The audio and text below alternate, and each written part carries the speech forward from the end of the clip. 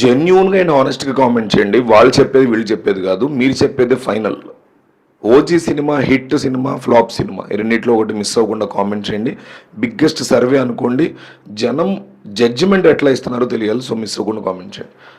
నేను చాలా వెయిట్ చేశా ఈ రివ్యూ కోసం. అదేం మరి వైసీపీ ఒక పొలిటికల్ పార్టీ కదా, పొలిటికల్ పార్టీ రివ్యూ ఇవ్వడం ఏంటి, సినిమా రివ్యూ అంటారు అంతే. ఏదైనా అవతల పక్క పవన్ కళ్యాణ్ ఉంటే వీళ్ళు ఏదైనా అయిపోతారు, యువతల పక్క జగన్ ఉంటే వాళ్ళు అంతే. జనసేన టీడీపీ కూడా యువతల పక్క జగన్ ఉంటే వాళ్ళు ఏవైనా అయిపోతారు, ఏవైనా చేసేస్తారు. జగన్మోహన్ రెడ్డి కూడా ఉదాహరణగా ఆయన కూడా ఒక సినిమా హీరో అయి ఉంటే వీళ్ళు కూడా జనసేన టీడీపీ వాళ్ళు కూడా రివ్యూలు ఇచ్చేవారేమో ఆ సినిమాల గురించి. ఎనీవే, ఇక్కడ అంబటి రాంబాబును క్యాండిడేట్ ఉన్నాడు. ఈయన గత జగన్మోహన్ రెడ్డి ప్రభుత్వంలో మంత్రిగా ఉన్నారు. మంత్రిగా ఉన్నటువంటి టైంలో అంతకు ముందు ఈయన అంటే రెండు మంత్రి పదవులు ఇచ్చారు కదా, రెండు కాదు, ఇద్దరికి ఒకే మంత్రి పదవులు ఇచ్చారు కదా జగన్. 2.5 ఏళ్ళు ఒకళ్ళకి, 2.5 ఏళ్ళు ఒకళ్ళకి. ముఖ్యమంత్రి పదవులు మాత్రం ఇవ్వాల, గుర్తుపెట్టుకోలేదు. డిప్యూటీ సీఎంలు ఇచ్చారు, మిగతా మంత్రి పదవులన్నీ 2 ఏళ్ళు ఒకళ్ళకి, 2.5 ఏళ్ళు ఒకళ్ళకి ఇచ్చారు. కానీ ఆయన మంత్రి పదవి మాత్రం 5 ఏళ్ళు ఆయనే ఉన్నారు. అది గుర్తుపెట్టుకోవాలి మనం. సో సాటిస్ఫాక్షన్ చేయడం కోసం అంటే మంత్రి పదవి అనేది బేసిక్గా ప్రజల యొక్క నీడ్స్ని తెలుసుకుని దాని మీద వర్క్ చేసి కమాండ్ చేసి ప్రజల తరఫున రిప్రజెంట్ చేసి పనులు త్వరితగతిన పూర్తి అయ్యేలాగా చూసుకోవడానికి మంత్రి పదవి ఉంటుంది. అంతేగాని ఇద్దరు ఉన్నారు కాబట్టి టాప్ లెవెల్ లీడర్స్ ఈడికో 2.5 ఏళ్ళు ఇద్దాం అనేది బేసిక్గా అది అడ్మినిస్ట్రేషన్ కాదు నా దృష్టిలో. లేదు, ఇద్దరు చాలా సోఫిస్టికేటెడ్, ఇద్దరు టాలెంటెడ్, ఇద్దరికి అట్లా సాటిస్ఫై చేస్తూ ఇచ్చినా కూడా అవుట్పుట్ బాగా తీసుకొస్తారు అనుకుంటే ఇవ్వచ్చు. ఇద్దరు కూడా ఎందుకు పనికిరాళ్ళకి ఇచ్చారు. అనిల్ కుమార్ యాదవ్ ఒకళ్ళు, ఇరిగేషన్ డిపార్ట్మెంట్, అంబటి రాంబాబు ఒకళ్ళు.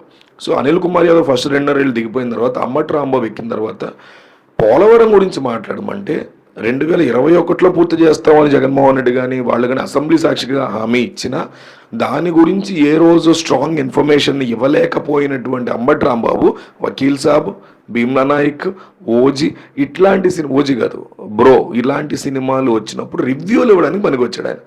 ఎందుకయ్యా అంబటి రాంబాబు ముఖ్యమంత్రిని చేశారు జగన్మోహన్ రెడ్డి అంటే పవన్ కళ్యాణ్ రిలీజ్ అయ్యే సినిమాలకి రివ్యూలు ఇవ్వడానికి. మొన్న this movie is a utter flop, totally utter flop అని వకీల్ సాబ్దో భీమ్లా నాయక్దో ఆయన రివ్యూస్. అసలు ఒక మంత్రి, ఇదే మంత్రి టీడీపీ వ్యక్తి అయినా జనసేన వ్యక్తి అయినా ఇట్లాగే మారుతారు. ఒక మంత్రి యొక్క పని సినిమాలు చూసి పర్టికులర్గా వాళ్ళకి ఇష్టం లేని వాళ్ళ సినిమాలు చూసి రివ్యూలు ఇవ్వడం కాదు. లేదు, నాకు అది ఒక హాబీ, మంత్రి అయినా ముఖ్యమంత్రి అయినా వాళ్ళకంటే ఒక హాబీ, ఇష్టంగా చూస్తారు, సినిమాలు ఇచ్చుకుంటారంటే మొదటి నుంచి ఉంటే ఓకే, మేము కూడా యాక్సెప్ట్ చేస్తాం. కానీ పర్టికులర్గా ఇదే టైంలో ఇవ్వడం, అది కూడా పవన్ కళ్యాణ్ సినిమాలకు సంబంధించి ఇవ్వడానికి ఎప్పుడో యాక్సెప్ట్ చేయడు. ఈ మధ్య కాలంలో ఓజీ రిలీజ్ అయితే నిన్న రివ్యూ ఇస్తూ, రిలీజ్ రోజు ఈ రివ్యూ ఇస్తూ ఇది ఫ్యాన్స్ మాత్రమే నచ్చే సినిమా, జనాలకు పెద్దగా నచ్చదు, ఇది కూడా అట్టర్ ఫ్లాప్ అవుద్ది అంటూ మాట్లాడాడు. అది అందరికీ తెలుసు. ఓజీ సినిమా ఫ్యాన్స్ కోసమే తీశారు, ఫ్యాన్సే చూస్తున్నారు, మిగతా ఆడియన్స్ కూడా చూసి హిట్ చేస్తారు. ఎందుకంటే పండగ సీజన్ పెద్దగా సినిమాలు ఏమీ లేవు. ఆ మ్యూజిక్ కోసం, తమన్ మ్యూజిక్ కోసం, పవన్ కళ్యాణ్ స్వాగ్ కోసం, సుజిత్ అక్కడక్కడ పెట్టిన సెంటిమెంట్ల కోసం సినిమా చూస్తారు. అదేమీ ఓ బ్లాక్ బస్టర్ సినిమా కదా, అదేమీ అథారిటీ దారేది లెవెల్లోనో బాహుబలి లెవెల్లోనో ఆడేసే సినిమా కాదని అందరికీ తెలుసు. కానీ పని గట్టుకుని ప్రవోక్ చేయడానికి జన సైనికులను ఒక వర్గం, రాజకీయంగా ఒక వర్గంలో ఉండే వాళ్ళలో రెచ్చగొట్టి మళ్ళీ ఆయన ఏమన్నా అనిపించుకుంటే ఇదిగో నన్ను ఇట్లా అన్నారమ్మా నేను రివ్యూ చెప్పుకుంటే అని ఎప్పుడు అంటారు?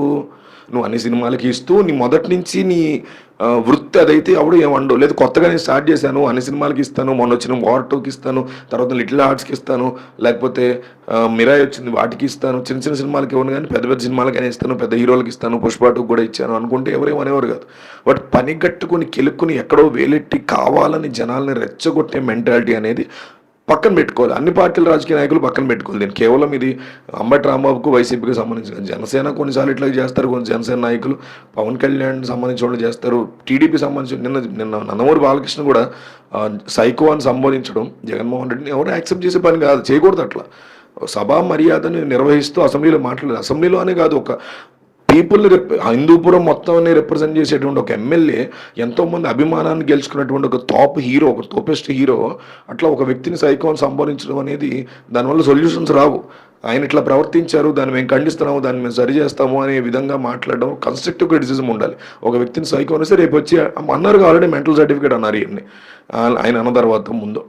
సో ఎవరు చేసినా సరే, ఎవరు మాట్లాడినా సరే తమ లెవెల్కి తగ్గట్టు ప్రజలకి ఉపయోగపడడానికి మాజీ మంత్రులైనా, ప్రస్తుత మంత్రులైనా, అసెంబ్లీలో మాట్లాడే వాళ్ళైనా, అసెంబ్లీ బయట మాట్లాడే వాళ్ళైనా, these people are people's representative. ఈయన కూడా ఒక నియోజకవర్గానికి ఎమ్మెల్యేనే కదా, అంబటైనా. సో తమ తమ లెవెల్‌లో ప్రజలకు ఉపయోగపడేలా రాజకీయ నాయకులు ప్రవర్తించాలి తప్ప సినిమా రివ్యూలు చెప్పుకోవడానికి, వాళ్ళని వీళ్ళని సైకోలు అనడానికి కరెక్ట్ పద్ధతి కాదు అనేది నా స్ట్రాంగ్ ఒపీనియన్. దీని మీద మీ ఉద్దేశం ఏంటో కామెంట్ చేయండి.